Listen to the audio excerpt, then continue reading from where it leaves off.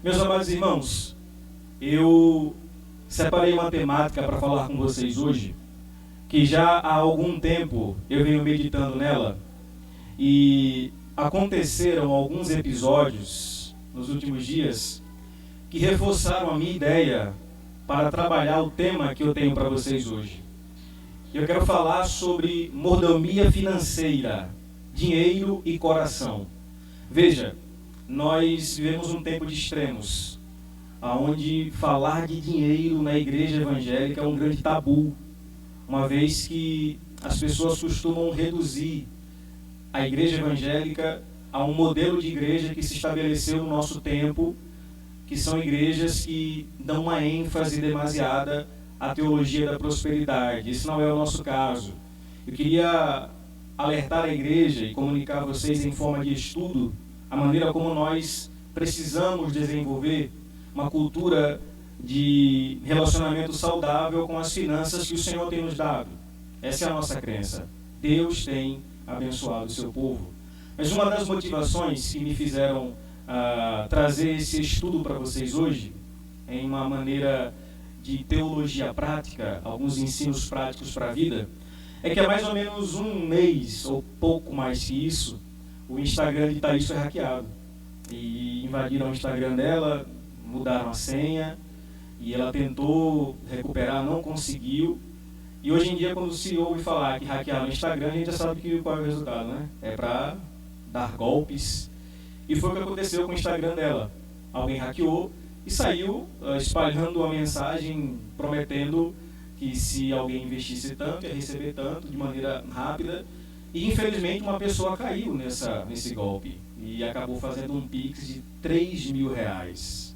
R$3.000. Eu imagino que você pensou agora assim, rapaz, R$3.000 é muita coisa, de fato é.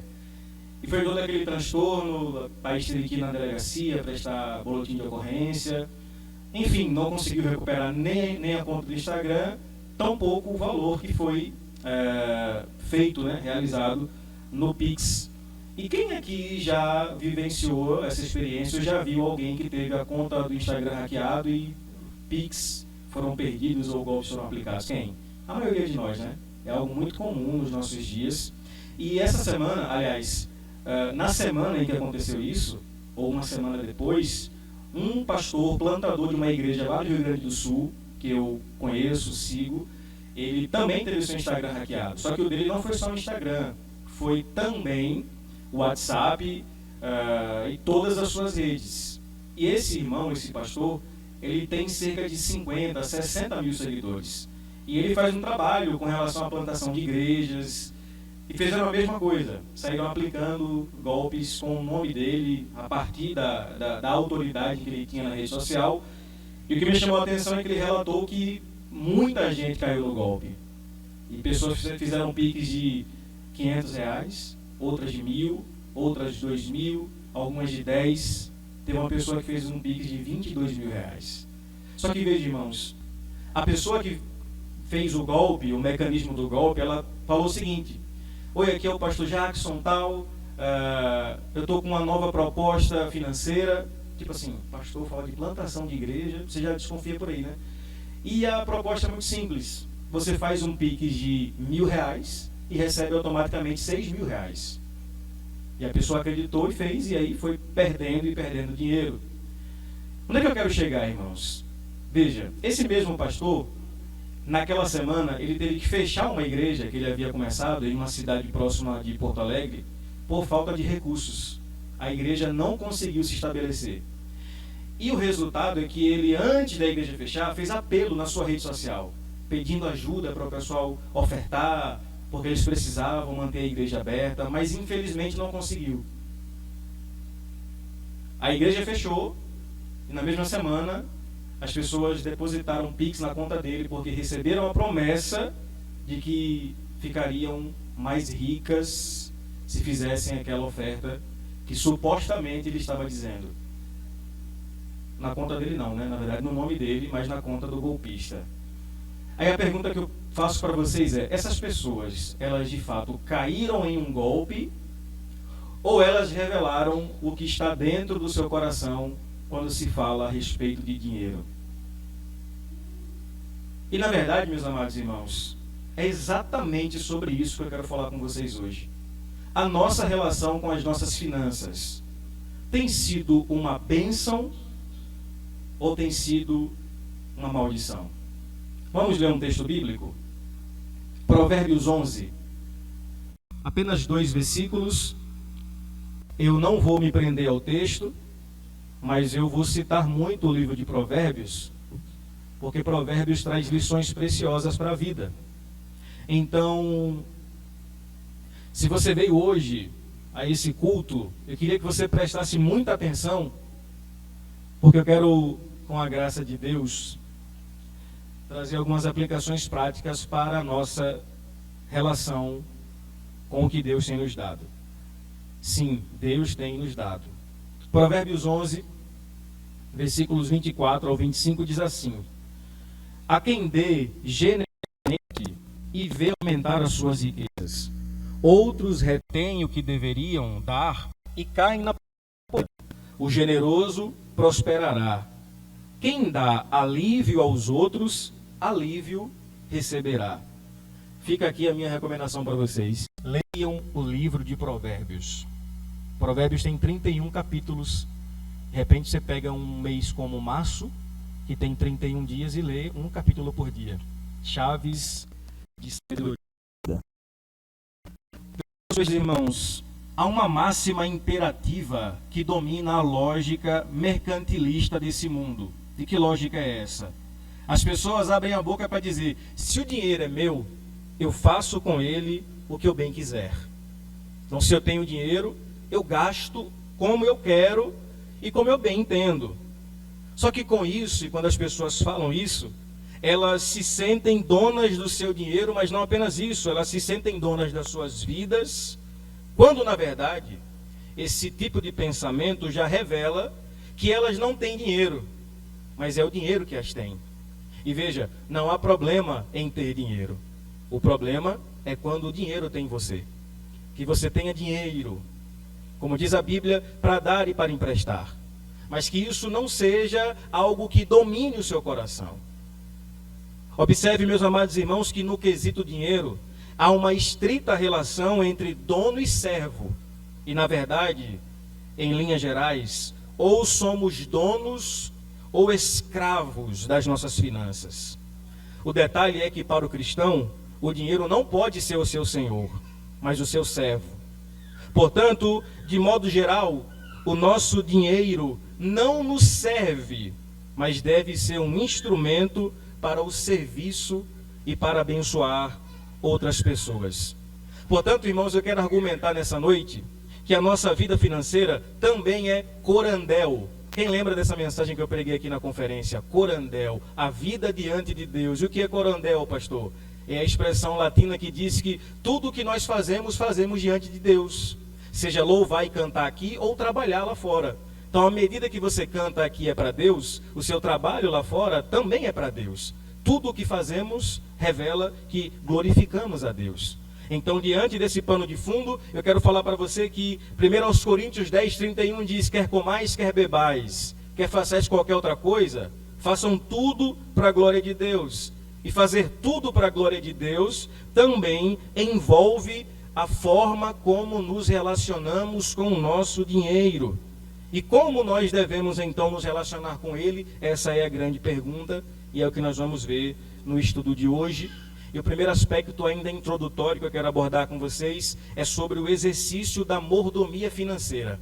Nós somos mordomos de Deus, e talvez essa expressão seja um tanto quanto estranha a você, mas eu quero explicar. Há um fato, irmãos, sobre o que a Bíblia fala da nossa relação com as posses que o próprio Deus tem nos outorgado. Deus nos dá recursos e nós precisamos administrar os recursos que Deus nos dá. Veja que no Gênesis, Deus ordenou que o homem crescesse, multiplicasse, dominasse e subjugasse a terra. Isso indica que o homem precisava ser um mordomo. E o que é mordomo? Aquele que administra, que cuida, que governa. Então essa é a lógica do relacionamento entre o cristão e o dinheiro. Se você trabalha, se você recebe o seu salário, se você tem o seu dinheiro, é porque Deus está confiando que você o administre de uma forma sábia e de uma maneira inteligente. Então, em última análise, nós somos mordomos porque cuidamos do que Deus nos dá. Não apenas recursos e bens materiais, mas físicos e espirituais. Tudo isso pertence a Deus. Nós apenas administramos. Isso aqui já quebra aquela lógica mercantilista que eu falei no início, de que se o dinheiro é meu, eu faço dele o que eu bem entender. Porque, veja, a pergunta que surge quando nós ouvimos que nós somos mordomos de Deus é a seguinte: como então nós temos administrado aquilo que Deus tem nos dado? Será que temos sido bons mordomos ou será que temos negligenciado com relação àquilo que Deus tem entregado a nós em forma de providência? Eu queria falar com você um ponto bem importante agora. O trato com o dinheiro é uma questão de adoração. Veja bem, meus irmãos, o trato que temos com o dinheiro revela aonde está o nosso coração, e isso acaba revelando aonde também está direcionada a nossa adoração. Alguns fazem do seu dinheiro seu Deus. Talvez você já conviveu com pessoas assim. Pessoas que vivem em função de ganhar dinheiro. Não que isso seja errado, mas desde que você quebre princípios, derrube pessoas, suborne alguém, o seu dinheiro se torna uma grande maldição. E tem gente que faz do seu dinheiro a sua confiança, e por isso faz do seu dinheiro o seu Deus. Observe que corações idólatras, eles adoram e glorificam o dinheiro. Idolatria aqui é muito mais daquilo que nós produzimos no coração, essa tendência que temos a dar a algo ou alguma coisa um valor que não lhe é devido. E veja, meus amados irmãos, quando eu falo que as pessoas, na maioria das vezes, acabam idolatrando o dinheiro, não é que elas acendem vela e levantam o altar e colocam o dinheiro lá, não é isso, mas é porque elas acabam vivendo em função do dinheiro. E isso acaba revelando exatamente que o dinheiro está ligado à nossa relação com a adoração. Observe que a Bíblia vai dizer que tais pessoas acabam se tornando escravos de Mamon. Mamon é uma palavra de origem aramaica que significa dinheiro ou posses. Em Mateus 6,24, Jesus usa essa palavra para definir um nível de senhorio equiparado, ou melhor, comparado ao dele. Ele diz em Mateus 6,24: ninguém pode servir a dois senhores, pois odiará um e amará o outro, ou se dedicará a um e desprezará o outro. Vocês não podem servir a Deus e ao diabo, ao dinheiro. Observe que Hernandes Dias Lopes, ele comentando esse versículo, diz que para Jesus, dinheiro não é apenas uma moeda, mas é um espírito. Por quê? Porque o texto deixa muito claro. Jesus afirma que o homem, ele pode, para o dinheiro, dar uma atenção que nós só podemos dar a Deus. Olha o que Jesus disse: nós podemos servir, amar e se dedicar ao dinheiro. E mais que isso, meus irmãos, o que me impressiona é que a única coisa capaz na Bíblia de competir com o nível de senhorio de Deus é exatamente o dinheiro. Porque veja o que Jesus disse: ninguém pode servir a dois senhores, ou servirá a Deus ou servirá ao dinheiro. É interessante que Jesus não disse assim, ou vocês vão servir a mim e a César, ou vão servir a mim ou a Herodes, ou vão servir a mim ou ao diabo. Ele fala não, ou vocês servem a mim, ou vocês servem ao dinheiro. Porque nesse nível de comparação de senhorio, ou nós estamos sendo governados por Deus, ou é o dinheiro que tem governado os nossos corações. Posso fazer uma pergunta honesta para vocês aqui essa noite? Qual Deus nós estamos servindo? A Deus ou ao dinheiro? A Deus ou a Mamon? É interessante que uma das variantes da palavra Mamon é amém. A ideia é que Mamon é tudo aquilo que eu digo amém. É tudo aquilo que a minha lógica tira a Deus e coloca as minhas posses egoístas e idólatras. Tá, pastor, o senhor está me assustando com essa palavra. Quer dizer então que a partir de agora eu não posso mais ganhar dinheiro, eu vou distribuir os meus bens por aí, é isso? Se for para mim, pode servir, pode, né? Te dou meu Pix já já. Mas não é essa a ideia. O dinheiro, diante disso, nós fazemos a seguinte pergunta: então quer dizer que o dinheiro como um todo é mau? E a resposta óbvia é não. Óbvio que não. A Bíblia mostra que o dinheiro ele pode ser uma grande bênção. A Bíblia mostra em vários versículos que a nossa relação com o dinheiro pode ser uma relação de altruísmo, generosidade e sabedoria nas nossas finanças. A questão, irmãos, é que a Bíblia ela sempre vai colocar a questão do dinheiro como uma questão de coração e, por consequência, como uma questão de adoração. É o que Paulo vai dizer em 1 Timóteo, capítulo 6, versículo 10. Veja só que versículo revelador. 1 Timóteo 6, 10, um versículo extremamente mal interpretado. Paulo disse assim: porque o amor ao dinheiro é a raiz de todos os males. Está vendo aí, pastor? A Bíblia está dizendo: o amor ao dinheiro é a raiz de todos os males. Aí alguém interpreta: está vendo aí, pastor? O dinheiro é a raiz de todos os males. É isso que o texto fala? Não. O que é que o texto fala?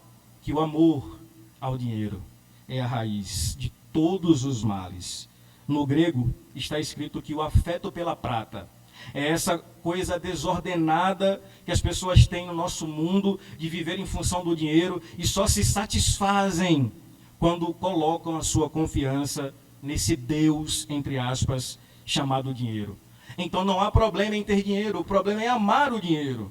E amar o dinheiro é colocar em desamor todos os outros amores que temos.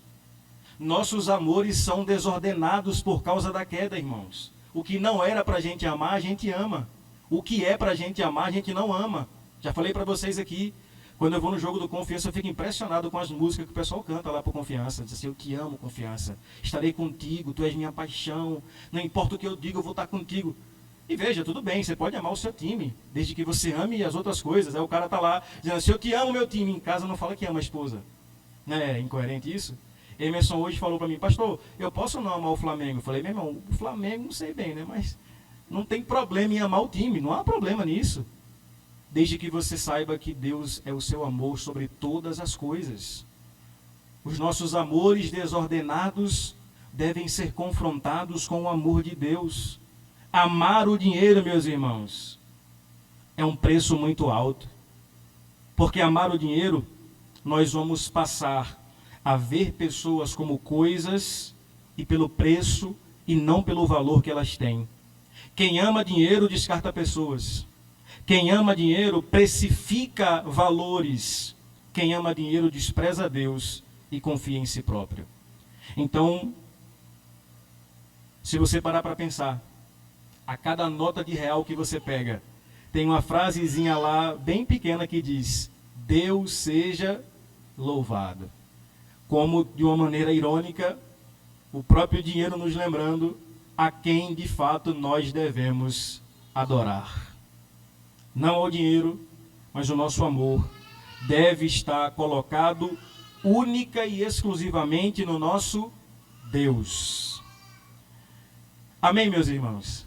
Diante disso, vejamos agora alguns princípios bíblicos para uma relação saudável com as nossas finanças.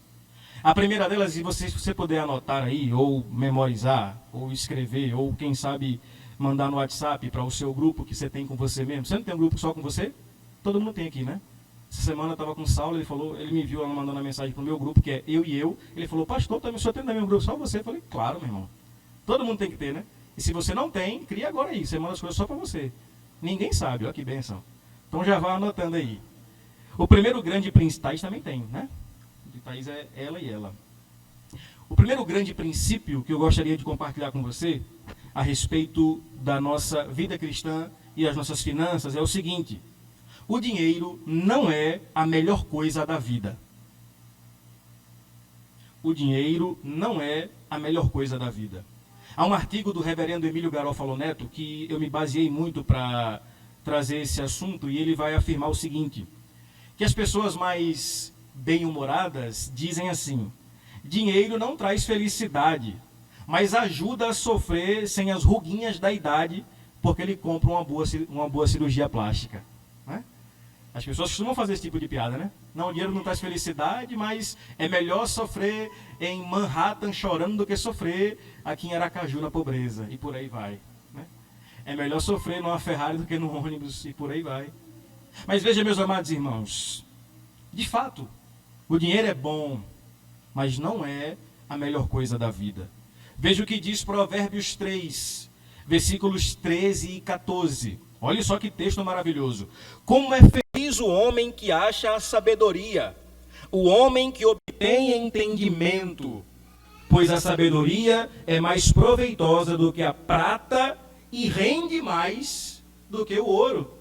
Observe que a Bíblia está dizendo que sim, existe coisas mais úteis do que dinheiro. Existe coisas mais valorosas do que prata e ouro, sabedoria. E por que a sabedoria, então, ela é mais valiosa que o dinheiro? Porque a razão é muito simples. Sabedoria é algo que o dinheiro não compra.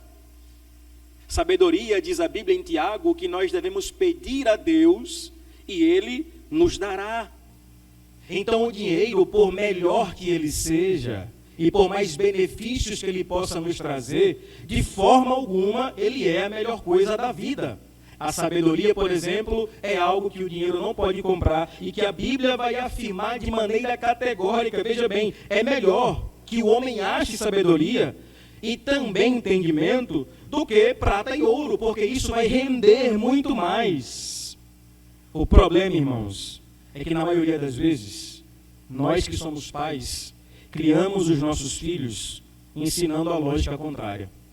Pela forma até indireta que a gente cria os nossos filhos, a gente passa para eles uma impressão que dinheiro é tudo na vida. E como é que a gente faz isso, pastor? Quando, em nome do dinheiro, a gente precifica e sacrifica a família, sacrifica a igreja, o domingo, o dia do Senhor, sacrifica a comunhão com os irmãos, sacrifica coisas valiosas com a desculpa de que eu estou trabalhando para lhe dar o de comer. E as nossas desculpas veladas são confrontadas pela palavra de Deus, porque diante do dinheiro, a sabedoria, ela não tem valor. Observe, meus amados irmãos, que a Bíblia está dizendo que o lucro que a sabedoria dá é muito melhor do que o ouro e a prata. Quer ver outro versículo maravilhoso ainda em Provérbios? Provérbios 16, versículo 8. Olha que versículo maravilhoso. A teologia da prosperidade odeia esse versículo, mas eu amo. Olha o que ele diz: é melhor ter pouco com retidão do que muito com injustiça. É melhor ter pouco. Amém, irmãos? Ninguém diz amém, né? Olha, é melhor ter pouco. Pastor. Mas é a Bíblia. É melhor ter pouco com retidão do que muito com injustiça.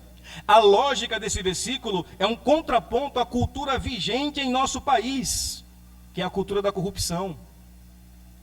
O nosso país é um exemplo em corrupção. E eu sei que quando a gente fala de corrupção, vem na sua mente o que? Os grandes esquemas políticos, os petrolões e mensalões da vida.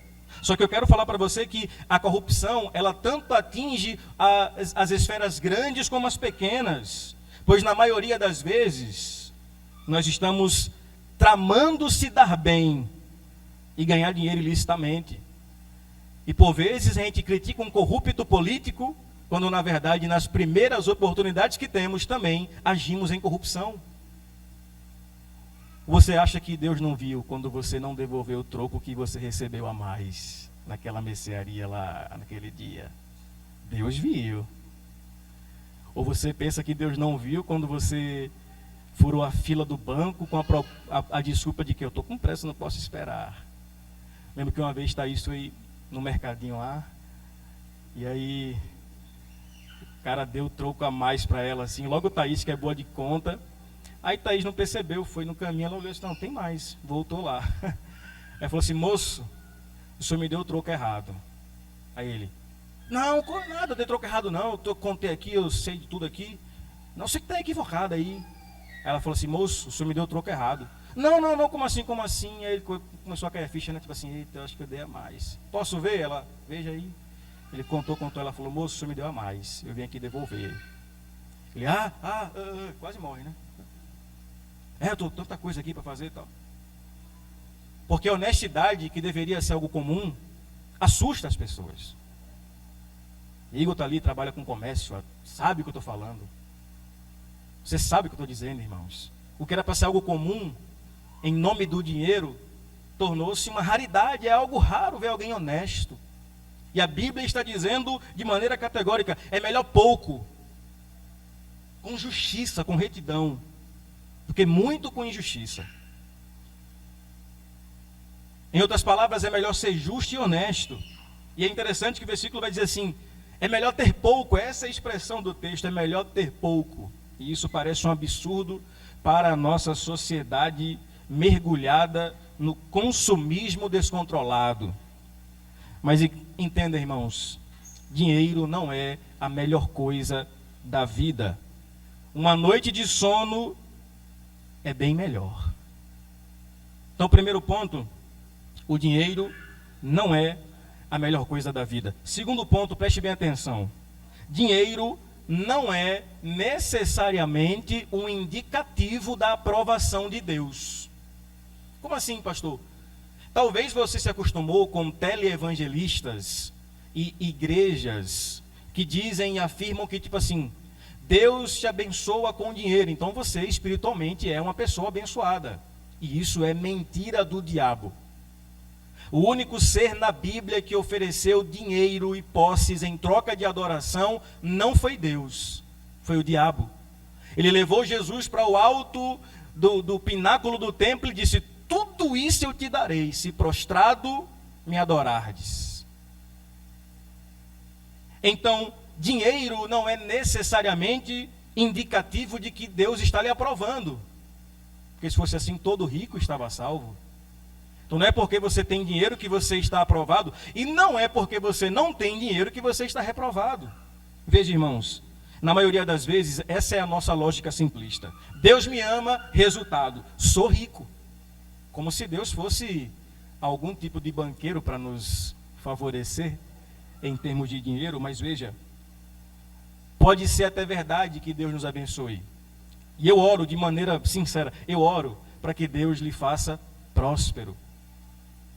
Porque veja o que diz a Bíblia, Provérbios ainda, capítulo 10, versículo 22.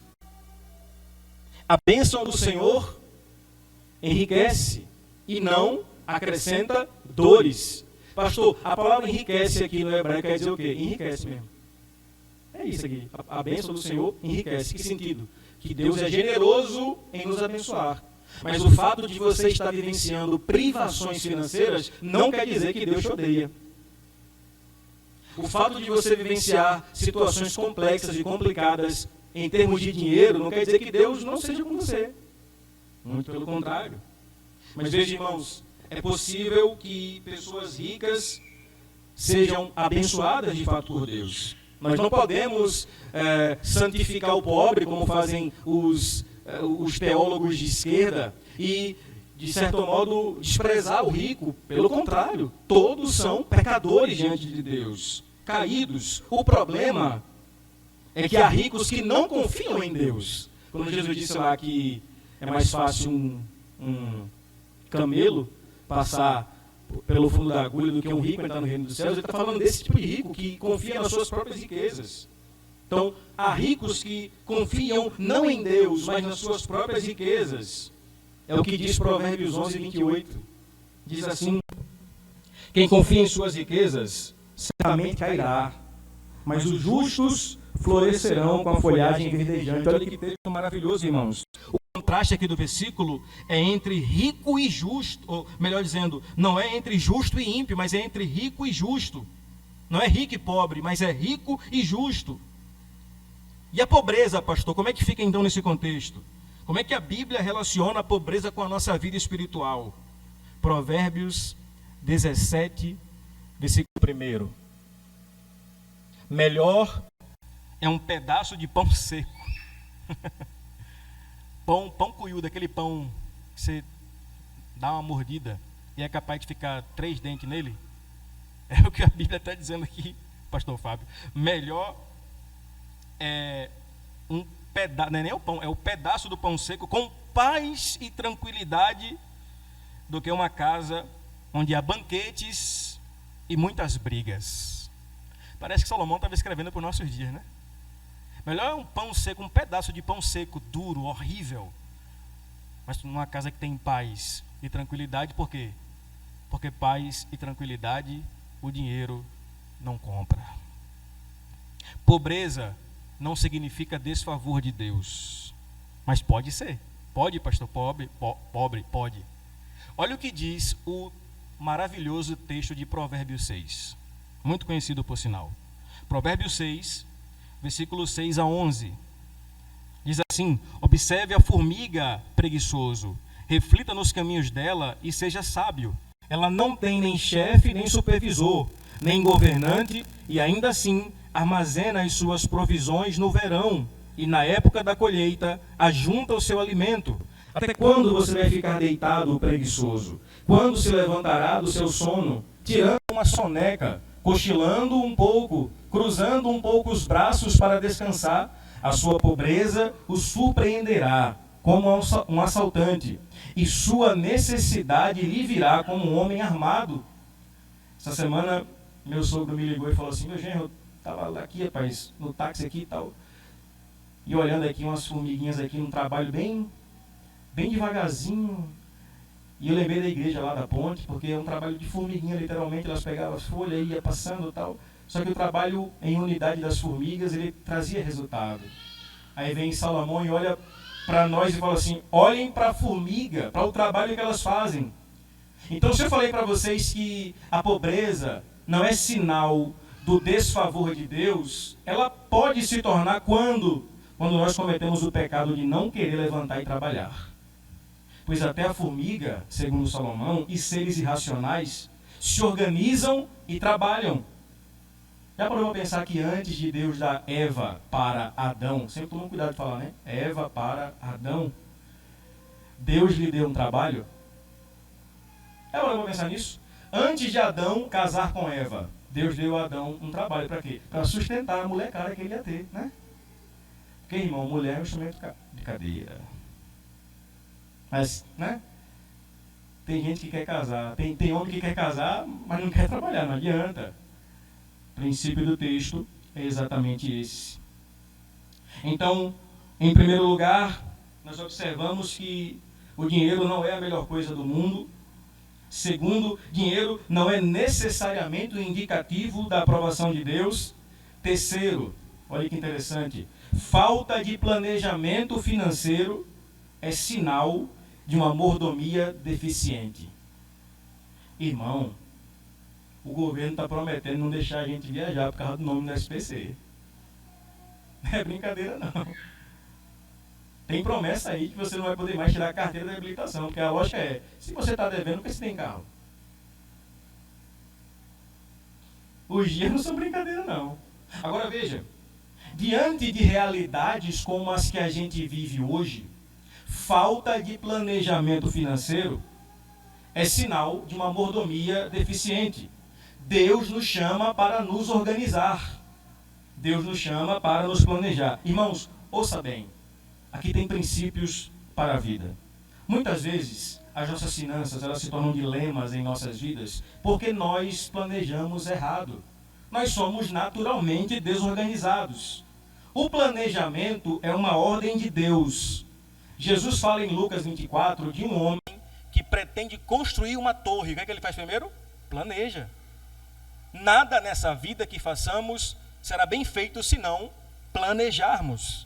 Ninguém aqui fará uma viagem para Salvador sem fazer uma revisão no carro, por exemplo. Porque senão você pode ser surpreendido por alguns intempéries. Então, tudo na vida requer um tipo de planejamento. O problema é que muitas vezes nós usamos o dinheiro como crianças. Como crianças. Imagine se você der R$200, que é a maior nota do dinheiro em circulação, para uma criança e diga para ela assim: qual é o seu plano para gastar esse dinheiro aí? Imagina aí, Emerson, você dá R$200 para Mariana, o que ela vai comprar? Jujuba, bala, chiclete, R$200, está aqui, ó. Chega no vizinho lá na venda e fala assim: me dê R$200 de jujuba.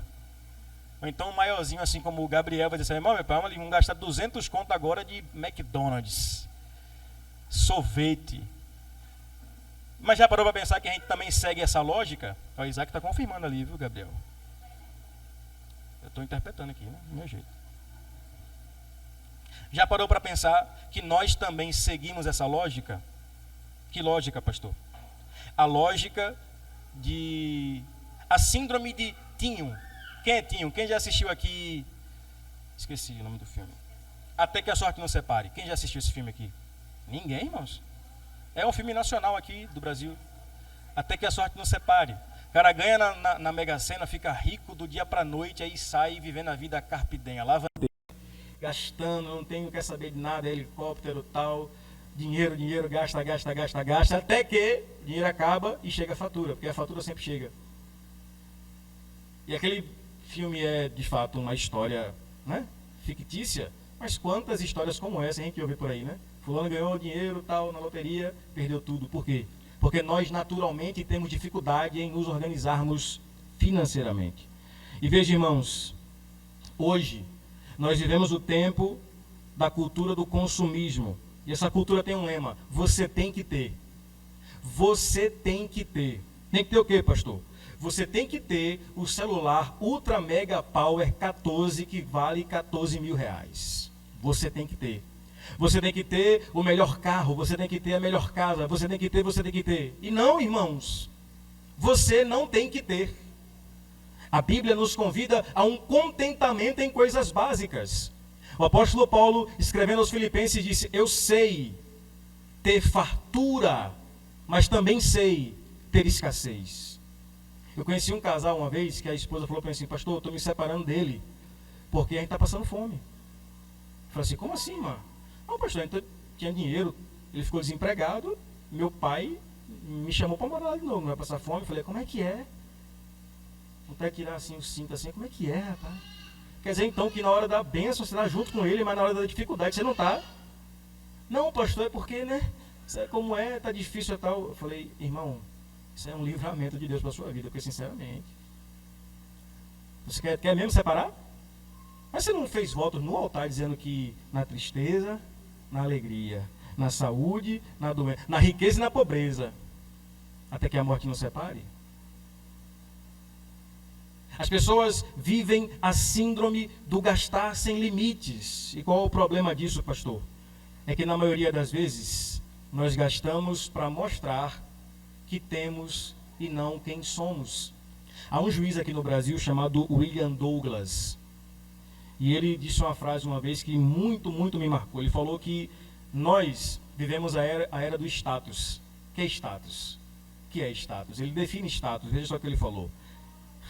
Status é comprar coisas que você não quer, com dinheiro que você não tem, a fim de mostrar pra gente que você não gosta, uma pessoa que você não é. Podia estar na Bíblia, né? Em Provérbios, esse texto aqui. Eu vou até repetir. Status é comprar coisas que você não quer, com dinheiro que você não tem, a fim de mostrar pra gente que você não gosta, uma pessoa que você não é. Em resumo, você não precisa ter tudo. A gente vive na cultura do descartável. O celular de hoje, ano que vem não presta mais. Faça como Thaís. Thaís tem um celular a cada década.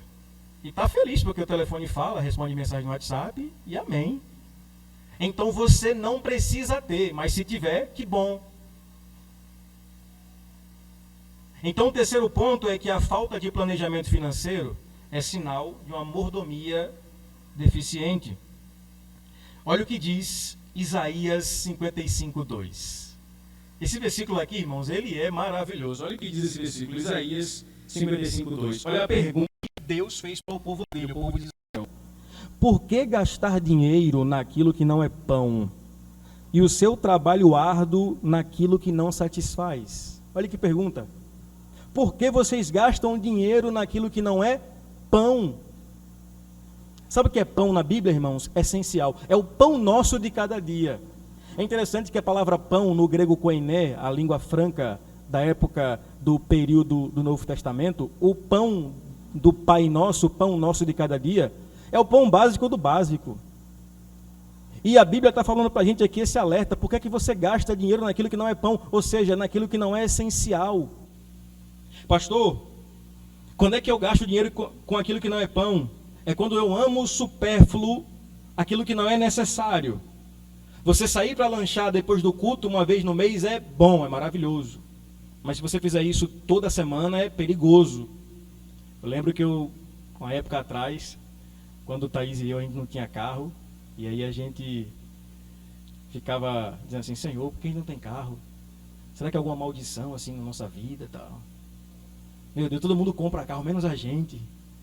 E aí a gente sentou um dia e falou assim, vamos calcular aqui quanto é a mensalidade, uma parcela de um carro. Aí a parcela do carro que a gente queria deu R$600. Aí ela falou assim, vamos ver onde é que a gente pode cortar para economizar. Aí, dona Meilinga, a gente falou assim, vamos ver aqui, eu falei, vamos ver lanche. Porque domingo, depois do culto, todo domingo é lanche, açaí, tal. Além de fazer mal para a saúde, faz mal para o bolso. Pastor Fábio, incrivelmente, nós concluímos ali que mensalmente nós gastávamos cerca de R$800 só com lanche. A parcela do carro que a gente queria era 600. Aí vem a Bíblia e fala, vocês gastam dinheiro com quem não é pão. Não adianta ficar dizendo, é maldição do meu pai ou da minha mãe lá atrás. Não, irmão. É falta de planejamento nosso. Ah, pastor, então eu não posso experimentar as coisas boas da vida? Pode, a Bíblia diz, próprio Provérbios, goza a vida com a mulher da sua mocidade, experimente as coisas boas. Mas que você não seja refém de coisas supérfluas, coisas sem valor. Não gaste dinheiro naquilo que não é pão. Às vezes a gente desenvolve a síndrome de Judas. Ele viu a mulher derramando o nardo, a gente cantou aqui essa canção, o nardo quebrou o vaso, derramou o óleo sobre Jesus, e ele fez logo a conta, olha que desperdício. Ele era um tanto quanto matemático do mal, e fez aquela conta rápida, esse óleo aí, esse vaso, custava no mínimo 300 denários, 300 denários, irmãos, era o salário do trabalhador de um ano. Ele pensou assim, olha que desperdício. Entregou para Jesus o salário de um ano, 300 denários. Mas sabe por quanto ele vendeu Jesus? Por 30 moedas de prata. A gente, por vezes, inverte valores. Você não tem pena de gastar R$100 em um lanche, mas tem pena de dar R$2 de oferta. Nós não temos pena de comprar um tênis de R$200, mas um Pix para plantar uma igreja lá no Rio Grande do Sul e manter ela aberta, a gente chora. Aonde é que está o nosso coração, irmãos? Nós invertemos as coisas tal qual Judas. Olha que discurso moralista bonito. Tem que dar aos pobres esse valor aí. Mas na primeira oportunidade, o que é que ele faz? Vende Jesus por 30 moedas de prata. Esse é o nosso coração. A gente gasta com besteira. E para a missão de Deus, a gente retém aquilo que poderíamos ser generosos. A pergunta é, nós não medimos esforços para gastar com coisas supérfluas, mas será que nós temos amor suficiente para comprar uma cesta básica para um irmão em dificuldade? A pergunta é, aonde está a nossa prioridade? Ficou pesado o clima agora, né, irmãos? Falar de dinheiro assim é... Estou rindo só para disfarçar aqui, né? Mas veja, irmãos, existem princípios bíblicos para a vida. Primeiro deles, o dinheiro não é a melhor coisa da vida. Segundo, o dinheiro não é necessariamente um indicativo de que Deus está aprovando ou não. Terceiro, falta de planejamento financeiro é sinal de uma mordomia deficiente. Quarto, agora vem a parte boa. Trabalhar é a única fonte bíblica que temos para ter dinheiro. E por que é importante falar isso? Porque a gente vive na cultura do faça tanto, invista tanto para ganhar tanto. Das facilidades modernas. Dos golpes de Pix. E se um crente aqui da ponte cair num golpe de Pix, vai ficar disciplinado. Porque, irmãos, é a mesma lógica. Faça tanto e ganhe tanto. Irmãos, olha a lógica. Pegou o Instagram dessa moça aqui e fez assim. Faça um Pix de R$600 e você já recebe 1.200. A pergunta é como? Aonde é isso? Que lógica é essa? Que bolsa de valores é essa? Então não caia nisso, irmãos, não caia. Por quê? Porque a única fonte bíblica para termos dinheiro é trabalhando. Vamos a Provérbios? Provérbios 10:4. Provérbios 10:4 diz assim: as mãos preguiçosas empobrecem o homem, porém as mãos diligentes lhe trazem riqueza. A lógica aqui é muito simples. Qual é, pastor? Trabalhar traz riqueza. não trabalhar, empobrece. É simples. Você não ficará rico com promessas de dinheiro fácil. Telecena, né? Quem que já conheceu alguém que ganhou na Telecena? Eu conheci um cara lá na Cidade Nova, há muitos anos até ele ganhou. Mas é 1 em 1 milhão, irmãos. Não, esse ano, pastor, eu vou jogar na Telecena. Rapaz, isso é uma bênção. Deus vai me usar aqui para a igreja. Meu dízimo. Se eu ganhar na Telecena, eu vou dar o dízimo, pastor. Não vai não, irmão. Você não vai ganhar. Nem na Telecena, nem na Mega, nem no Caju Cap. Propaganda das antigas.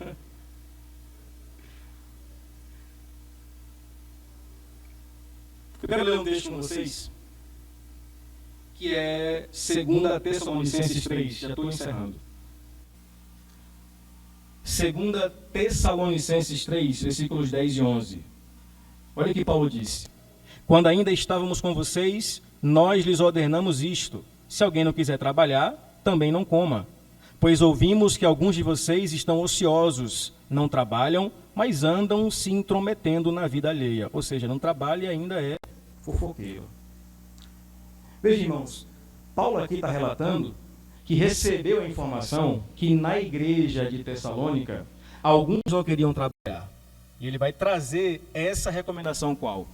Quem não quer trabalhar, não coma. Porque na lógica de Paulo, é preciso contribuir. Trabalhar, agora veja bem, trabalhar não quer dizer necessariamente estar empregado. Porque é possível você trabalhar sem ter emprego, sim ou não? Por exemplo, as donas de casa aqui estão empregadas? Não. Mas trabalham, sim ou não? Demais, né, irmãs? E muito. Então veja, você pode trabalhar sem ter emprego.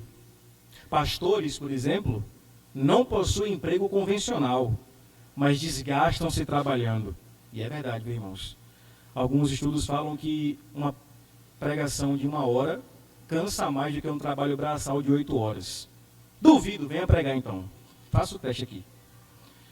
A verdade, irmãos, é que nós precisamos ser ativos na obra de Deus e na contribuição, para discernir que existem pessoas necessitadas e pessoas escoradas, para que nós não nos tornemos o que está escrito em Provérbios 30:15. Esse texto é engraçado, mas ele é real. Olha o que diz Provérbios 30:15. 2 filhas têm a sanguessuga. Qual o nome delas? Dadá. Dadá, gritam elas. A sanguessuga tem 2 filhas. Qual o nome dessas filhas? Dadá. Sabe aquelas pessoas que estão assim, me dê, eu quero, me dê agora, né? A Bíblia nos alerta, temos cuidado com pessoas que sugam nosso dinheiro, nosso ânimo, nossa atenção, nossa alegria. A palavra ociosa, mencionada por Paulo no texto, é o contrário de negócio. Olha que interessante, negócio é negar o ócio, é trabalhar. Veja outro texto com a lógica semelhante. Efésios 4, 27 ao 28, diz assim: então, não deem lugar ao diabo. Olha o que ele diz agora. O que não furte mais, antes trabalhe, fazendo algo de útil com as mãos, para que tenham que repartir com quem estiver em necessidade. É interessante a lógica de Paulo aqui. Ele vai dizer o seguinte: o oposto de não ser ladrão não é não roubar, mas é trabalhar, produzir. Agora, irmão, veja que interessante. Se por um lado não trabalhar pode ser algo ruim, por outro lado, viver só trabalhando também pode ser algo ruim. Se por um lado não trabalhar pode ser algo maléfico, não trabalhar pode ser tão perigoso quanto. Porque a vida não é só trabalhar. Aprenda a descansar. É interessante que o Salmo 128 e o 127, eles estão estrategicamente ligados um ao outro. E no 128 a Bíblia fala assim, que o homem feliz trabalha e do fruto do seu trabalho Deus lhe abençoa. Mas no 127, um capítulo antes, a Bíblia fala o seguinte, que inútil vos será bem cedo levantar, arduamente trabalhar, porque aos seus amados Deus dá o sono. Ou seja, Deus nos dá o que nós precisamos enquanto nós dormimos. Você tem que trabalhar? Tem, mas também tem que descansar. Levar a esposa no shopping. Cinema, não é para loja de sapato não, viu, irmãs? Só dar uma volta lá e depois comer, né? E se alegrar em Deus. Não, a loja... foi na Dini pode, né? É que eu pensei na loja ali, outras ali, mas na Dini pode ir lá e procurar Igor, o gerente lá, da loja do centro, viu, irmão? Não é do shopping, não. Descansar é confiar. Descansar é acreditar que enquanto dormimos, Deus nos dá o que precisamos. Então, quarto ponto para a gente encerrar. A única forma que temos para ganhar dinheiro é trabalhando. E por fim, aqui eu concluo. O dinheiro não é nosso, mas Deus nos dá para abençoar. E aqui a gente volta à questão inicial. Para as pessoas do mundo, a lógica é: o dinheiro é meu, faço dele o que eu bem quiser. A contraproposta bíblica é: Deus nos dá recursos e agora eu preciso administrar com sabedoria, visando o próximo e não a mim, mas o nós. Deixa eu te falar uma coisa, irmão. Se Deus está te abençoando, se o seu salário aumentou, há uma razão nisso aí. E a razão não é que você fique rico e extrapole riqueza. A razão é que você seja um financiador do reino de Deus na terra. É que você abençoe a obra e a missão de Deus e também as pessoas que Ele tem mostrado a você. A igreja em Atos entendia isso. E veja que relação boa, pastor Fábio, da igreja em Atos com dinheiro. A Bíblia diz que eles tiravam a oferta e levavam aos pés dos apóstolos. Hoje, o pessoal coloca no bolso dos apóstolos. Aquela igreja não colocava nos pés, como quem diz assim: aqui o dinheiro não está no nosso coração, nem na nossa cabeça, mas está aqui debaixo dos nossos pés, da nossa autoridade. Aqui o dinheiro não manda, mas nós mandamos nele. Irmãos, não entendem isso aqui como um desabafo, mas é incoerente você falar assim: não, na ponte eu conheci o verdadeiro evangelho, e não se envolver com a missão. Não trazer uma demanda ou corresponder com a demanda que temos. Há 2 meses aqui nessa congregação, a gente não fecha o valor do aluguel. E se a gente não correr atrás, o nosso nome fica na praça. E olha que é um valor ínfimo. Se todos nós tivermos a generosidade, o compromisso, nós viveremos isso aqui, irmãos. Uma igreja que tem um relacionamento tão saudável com o dinheiro, que ele não nos domina. Dinheiro, irmãos, deve ser uma forma de abençoar. O que Deus te dá não serve a você. O que Deus te dá serve aos outros. Seja dinheiro, tempo, dons, o que seja. Existem irmãos que estão em dificuldade. Não é por preguiça, não. Não é porque não quer trabalhar, é porque as circunstâncias da vida são por vezes difíceis. E se você vê uma necessidade e não corresponder a ela, você peca. Se eu sei que o irmão está vivendo uma necessidade por circunstâncias da vida e eu não faço nada para ajudá-lo, eu estou pecando. Eu tenho uma frase que eu carrego comigo, e essa frase é a seguinte: se Deus está te mostrando uma necessidade, Ele quer que você supra. Não é para você orar, falar com o pastor, pedir confirmação. Não, vá lá e faça. Essa semana teve um engraçadinho aqui, que eu não vou falar quem é, mas está com a camisa do Vasco, que entrou no meu carro e falou assim: pastor, vamos dar uma lavada aí, né? Aí eu falei: meu irmão, tô precisando mesmo. Aí eu falei assim: ia falar o nome do irmão aqui. Eu falei: irmão, deixa eu te falar uma coisa. Se Deus te mostrou uma necessidade, supra essa necessidade. Aí ele falou assim: pastor, o senhor está indicando para eu lavar o carro do senhor? Eu falei: é isso. Aí amanhã o irmão Robson vai lá em casa fazer uma geral no meu carro para a glória de Deus, né, irmãos? Então, se Deus está te mostrando uma necessidade, Deus quer que você supra essa necessidade. Ô pastor, a porta ali está emperrada lá, tem que passar a graxa. Pegue a graxa, abençoado, e passe lá na bênção lá. Não, pastor, tem que botar um negócio. Irmão Igor, pastor, o ventilador das crianças lá queimou. A chuva lá queimou lá, a infiltração. Posso levar para consertar, pastor? Eu falei: pode. Deixe Deus te usar. O irmão foi lá, consertou e trouxe o ventilador. Se Deus está te mostrando uma necessidade, Deus quer que você supra essa necessidade. Dízimos e ofertas, para concluir, são uma realidade que revela o nosso coração. Nós podemos mentir em muitas áreas, mas as nossas ofertas revelam aonde está o nosso coração. Porque as nossas desculpas revelam a avareza que temos. Nós somos especialistas em desculpa, né, irmãos? Tipo assim, pô, pastor, esse mês não vai dar não. Aí, né? Teve um irmão que falou para mim uma vez assim, essa história é engraçada, ele falou assim, pastor, poxa, pastor, não posso dar o dízimo esse mês não, tá? Eu falei, tudo bem, meu irmão. Não, pastor, porque assim, eu ganho só R$1.000, pastor. Na época o salário era 1.000, só ganho R$1.000, pastor. Mas olha, eu fiz um propósito com Deus, pastor. Deus vai me dar um salário de 10.000. Quando eu ganhar 10.000, aí eu vou dar o dízimo. Aí eu dei uma risada assim, falei, ô meu irmão, você quer me enganar? Até você pode, né? Você pode me enganar, mas a Deus? Falei, irmão, se você não é fiel com 1.000, você acha que você vai ser fiel com 10.000? Ganhando o que muita gente quer ganhar? A verdade, irmãos, é que nós precisamos entender que dízimo, por exemplo, é algo bom. Aqui na igreja, a gente já estudou sobre dízimo. E nós não entendemos o dízimo como um mandamento, como algumas igrejas entendem. E que se você não der, o migrador, o gafanhoto vai... Não vai. Aquilo ali é um texto literal para Israel. Mas o princípio do dízimo é bom. Generosidade, proporcionalidade. A lógica do dízimo é interessante. Deus lhe dá 1.000, você devolve 100. Não é interessante isso? E se fosse o contrário? Deus lhe dá 1.000, você tem que devolver o dinheiro todo. Você não fica com nada, ou fica com 100 só. Veja como a questão é muito mais de coração do que de compreensão. Na lista das nossas prioridades,